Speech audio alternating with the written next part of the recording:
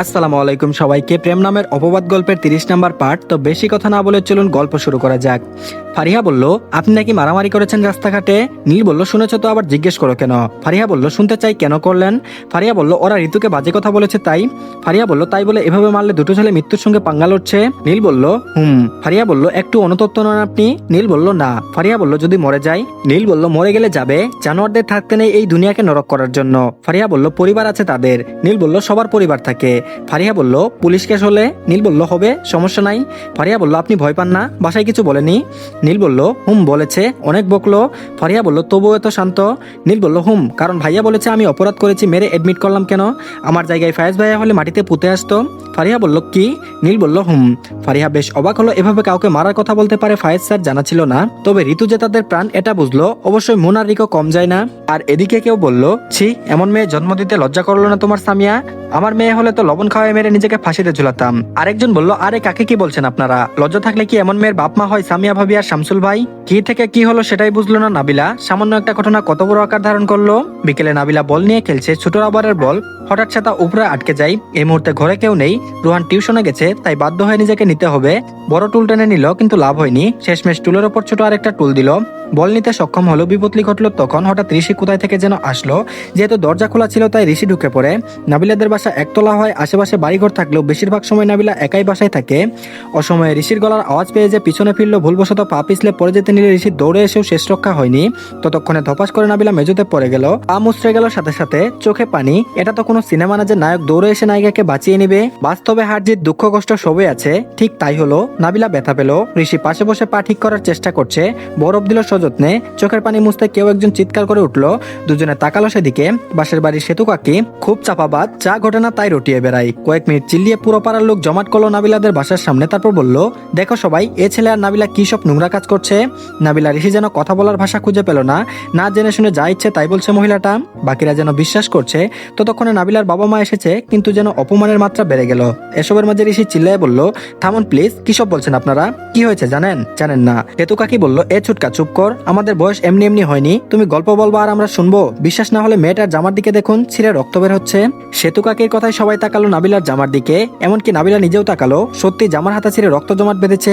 দেখে যে কেউ বিশ্বাস করবে ধস্তাধস্তি করেছে। ঋষির মাথা ঘুরছে। শেষ পর্যন্ত এমন কিছুর অপবাদ মিলবে জানা ছিল না। সামিয়া আর শামসুল নিজেদের চোখকে বিশ্বাস করতে পারছে না। ঋষির মতো ছেলে এমন কিছু করবে বিশ্বাস হয় না। নাবিলা কেঁদে দিল, কিছু বলল না, কেউ শুনলও না। সামিয়া মেয়ের কষ্ট বুঝলো, তবে এ সমাজে তাদের মেয়েকে দোষী করবে তাই কিছু করার নেই। পাড়ার মুরব্বীরা আলোচনা করে বিয়ের ব্যবস্থা করলো। ঋষিকে তার বাবা মার সাথে কথা পর্যন্ত বলতে দিল না। অসহায়ের মতো দাঁড়িয়ে রইল। কি বলবে? পরে খোঁচা লাগিয়ে এভাবে জামার হাতা ছিঁড়ে যায়, বিশ্বাস হওয়ার মতো নয়। সেখানে একলা বাড়িতে নাবিলা আর ঋষি ছিল। কাজে বিয়ে পড়ালো। নাবিলাকে কোনো রকম ড্রেস চেঞ্জ করিয়ে আনা হলো। একটা ভালো দামের গাউন পরিয়ে নাবিলা বিয়ের পিড়িতে বসলো। আর ঋষির পরনে কালো ট্রাউজার, সাদা টি শার্ট ছিল।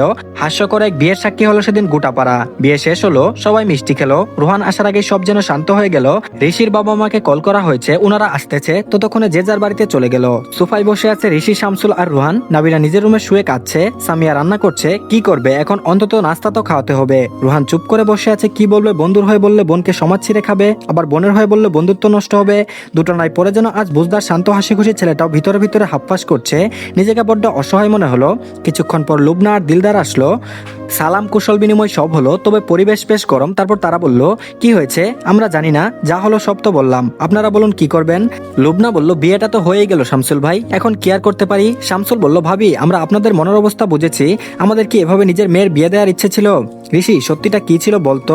ঋষি পুরো কাহিনী বলল। রোহানের আজ ভীষণ রাগ হলো। এই সেতু কাকির জন্য যত সমস্যা হলো। ঋষি আর নাবিলার জীবন নষ্ট হলো, তবে বড়দের সামনে কিছু বলল না। তারপর বলল, দেখুন ভাই সাহেব আর ভাবি, আমাদের ছেলে সবে অনার্স প্রথম বর্ষে। এই মুহূর্তে বাড়িতে বউ তোলা ঠিক হবে না। তবে 4 বছর পর ওদের গ্রাজুয়েশন শেষ হলে না হয় বউ নিয়ে যাবো আমরা। আপনারা কি বলেন? শামসুল তার স্ত্রী সামিয়ার দিকে তাকালো। তিনিও রাজি আছে। এই কথায় হালকা নাস্তা করে ঋষিকে নিয়ে ওর বাবা মা চলে গেল। যাওয়ার আগে নাবিলাকে ডেকেছে, তবে রোহান জানায় সবাইকে নিয়ে নাবিলা কাঁদতে কাঁদতে ঘুমিয়ে পড়েছে। আর এদিকে তামিম রুমে বসে গান শুনছে। হঠাৎ তুলি তিশা এলো। ওদের দেখে গান অফ করে হাসি মুখে বলল, কি ব্যাপার, আমাদের দুই নয়নের মণিরা এখানে হঠাৎ? তুলি বলল, কেন, আমরা আসতে পারি না ভাইয়া? তামিম বলল, তোরা না আসলে কে আসবে বল?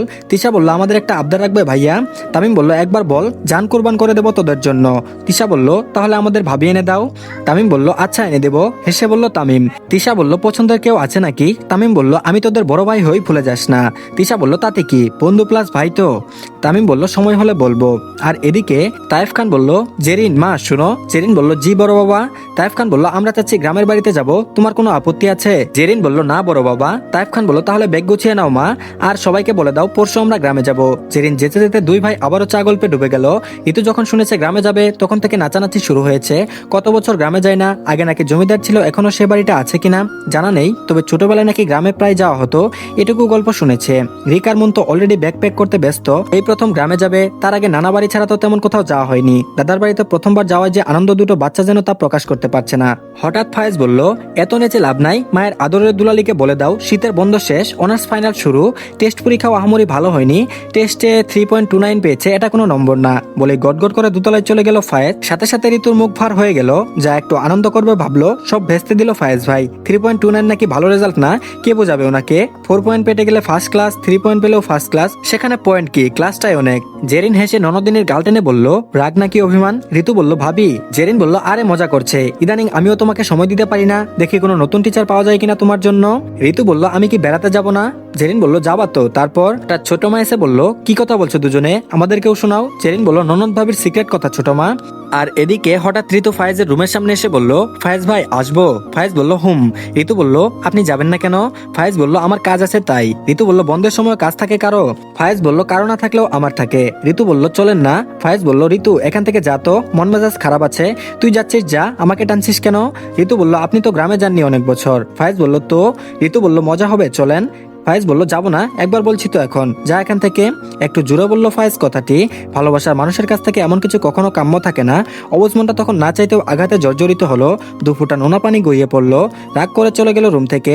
রাত তখন কয়টা বাজে জানা নেই, চোখ কষলে উঠে বসলো নাবিলা। রুমে তখনও সাদা লাইটের তীব্র আলো, অসময়ের ঘুম যেন মাথা ভার করতে যথেষ্ট। চারিদিকে তাকাতে চোখ পড়লো রুহান চেয়ারে বসে মোবাইলে কি যেন দেখছে। এটা নতুন কিছু না, নাবিলা না খেয়ে ঘুমালে রুহান খাবার নিয়ে ঘন্টার পর ঘন্টা বসে থাকে। সম্পর্ক তাদের যেমন হোক, বোনের প্রতি দায়িত্বের এক বিন্দু পরিমাণ কার্পণ্য করে না।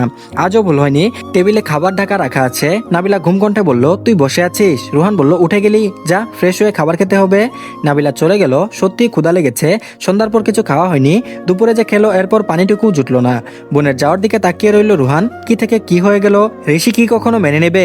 বন্ধুত্বের কোনো আঁচ আসবে? সব আগের মতো থাকবে নাকি আজ বিকেলের ঝড়ে সব পাল্টে গেছে? রুহানের ভাবনার মাঝে নাবিলা ওয়াশরুম থেকে বের হয়ে এলো, যত্ন করে বোনের মুখে লোকমা তুলে খাওয়াচ্ছে, কারো কোনো শব্দ নেই, আজ যেন সব শব্দ বিলুপ্ত হয়ে গেছে।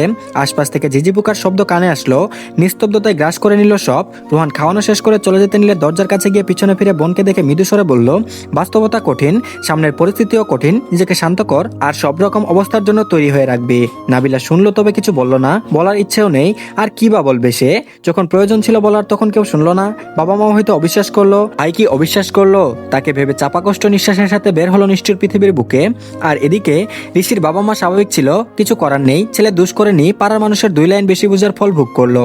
হয়তো এটাই আল্লাহর ইচ্ছে, দুজনের ছেলেকে ভবিষ্যতের উপর সিদ্ধান্তে ছেড়ে দিতে বলল। বাবা মার একমাত্র সন্তান হয় ঋষি যেন বাবা মাকে বন্ধু করে নিল। আজ লজ্জা নাকি অপমানের চোখে চোখ রেখে কষ্টটা শেয়ার করতে পারলো না, ঠিক বোঝা গেল না। বিছানায় হেলান দিয়ে শুয়ে একটা কথাই ভাবছে, তাদের সম্পর্কের নতুন নামের সাথে কি সব বদলে যাবে নাকি আগের মতো থাকবে? ভাবনাগুলো যেন বিষাক্ত হচ্ছে রন্ধ্রে রন্ধ্রে, কি করবে বুঝে পারছে না। অস্থিরতা বেড়ে গেল, সময় যেন যুগের সমান হলো, একটা রাতও এখন পার হলো না, অথচ ভবিষ্যৎ তাদের ঠিক করবে দুজন কোন দিকে যাবে। ঘাম ঝরছে এসি রুমে শুয়েও, এত ঘাম শরীরের চামড়া ভেদ করে বের হচ্ছে, এটাও যে বিরক্তিকর লাগছে। চিন্তায় মাথা ফেটে যাচ্ছে, বারবার নিজেকে কাঠগড়ায় দাঁড় করিয়ে দিচ্ছে ঋষি। মনে হচ্ছে নাবিলার চোখে সবচেয়ে নিকৃষ্ট ব্যক্তি বোধহয় সে নিজে। নাবিলা তাকে ভুল বুঝবে, অথচ একই ভোগান্তিতে ভুগছে নাবিলাও। দুই প্রান্তের দুইটি মন একই যন্ত্রণায় ভুগছে, কিন্তু কেউ জানে না কিছু। আর এদিকে হঠাৎ জামশেদ বলল, দিলু বসো। অনেকদিন পর জামশেদ দিলারাকে দিলু বলে সম্বোধন করলো। সে যে কবে শেষবার দিলু বলল ঠিক মনেও নেই, কি করে থাকবে? এতদিনের কথা মনে যেটুকু আছে তাই অনেক, সংসারে যাতা করলে পরে সব যে ভুলতে বসেনি তাই তো অনেক। দিলারা বসলো, নিষ্পাপ চাউনি তার দুটো চোখে। জামশেদ তাকিয়ে চোখ নামিয়ে নিল নিচের দিকে, গলা শুকিয়ে যাচ্ছে তার। পাশে রাখা পানির গ্লাসে যতটুকু পানি ছিল সব এক নিমিষেই শেষ করলো, তবুও যেন আজ গলা ভিজছে না। সমুদ্রের পানি চাই, তবুও যদি তৃষ্ণা মিটে আর কি। দিলারা স্বামীর প্রতিটা হৃদস্পন্দন খেয়াল করলো, তবে এতটা অস্থিরতায় কারণ বুঝলো না। তারপর বলল, আমি তোমাকে কিছু বলতে চাই। দিলারা বলল, জি বলুন। জামশেদ বলল, এই নাও। দিলারা বলল এগুলো কি? জামশেদ বলল পরে দেখো। দিলারা পড়লো দুটো প্রপার্টির দলিল আর কিছু ব্যাংক চেক, অঙ্কের হিসাব বলে দিচ্ছে লক্ষ টাকার ছোঁয়াবে। দিলারা অবাক হলো, এসব তাকে দেখাচ্ছে কেন? তারপর বলল অবাক হওয়াটা স্বাভাবিক, তুমি এসব পাও, আমি থাকতে তোমায় কিছু দিলাম, আর যদি মরে যায় তখন কিছু দিতে পারবো না, তাই এখন দিলাম। বুকটা ছেদ করে উঠলো। মরে যায় তখন মনে উনি কি অসুস্থ হয়েছে, কেউ হুমকি টুমকি দিল নাকি? হাজারো চিন্তা মাথায় এলো, কান্না পাচ্ছে ভীষণ। তবে এখন আর সে বয়স নেই যে হাত পা ছুড়ে মাটিতে গড়াগড়ি করে কাঁদবে। এত বছর অনেক কেঁদেছে, সব পানি শুকিয়ে গেছে হয়তো। চোখ জ্বলছে ভীষণ, তবে পানি আসার নাম নিল না। জামশেদ বলল আমায় ক্ষমা করো দিলু। দিলু বলল আপনার কি কিছু হয়েছে? জামশেদ বলল না দিলু, শরীর আর চলছে না, অনেক তো করলাম রাজনীতি, অনেক কামিয়ে নিলাম টাকা, এবার একটু বিশ্রাম নিতে চাই। দিলু বলল আপনি কি অসুস্থ? জামশেদ বলল শারীরিক অসুস্থ বললে ইদানিং একটু একটু মনে হয়, তবে মানসিকভাবে আমি বিগত 1000 বছর ধরে অসুস্থ। আবারও চুপ। দুজনে কি বলবে কোথায় থেকে শুরু করবে কিছু মাথায় আসলো না। তারপর বলল জানো দিলু, তোমায় আমি ভালোবাসি, তবে তুমি ভাবলে আমি দায়ী তোমার বাবা মার মৃত্যুর জন্য? এটা জানার পর কতবার যে মরেছি যদি জানতে। দিলু বলল আমায় ক্ষমা করা যায় না? জামশেদ বলল কি যে বলো না দিলু, তোমাকে যদি ক্ষমা নাই করতাম তবে কি আজও তোমার ভালোবাসার কথা জানার জন্য অপেক্ষা করতাম? দিলু বলল আপনি। জামশেদ বলল সেদিন সব শুনেছি, কিন্তু এত বছরে আমার কিছু মান অভিমান হয়েছে, তাই চেয়েও পারিনি ইগোকে সরিয়ে তোমাকে জড়িয়ে ধরতে। দিলু শুনলো তার কথা, এত বছর তার মতো জামশেদ তালুকদারও কষ্ট পেয়েছে, হাহাকার করছে তার বুক ও স্ত্রীকে ঠাঁই দেওয়ার জন্য। তারপর বলল তোমায় ছুতে যাই দিলু, একবার এ বুকে মাথা রেখে ঘুমাবে? দিলারার চোখ বেয়ে পানি পড়লো। এই যে অবিশ্বাস্য ব্যাপার, যে চোখের পানি শুকিয়ে ঠিক নদীর বুকে চর জাগার মতো হলো, আর সে চোখ বেয়ে অশ্রুকণা বের হলো। এ তো খুশির অশ্রু, দুঃখের পানি তো শুকিয়ে গেছে কত আগে।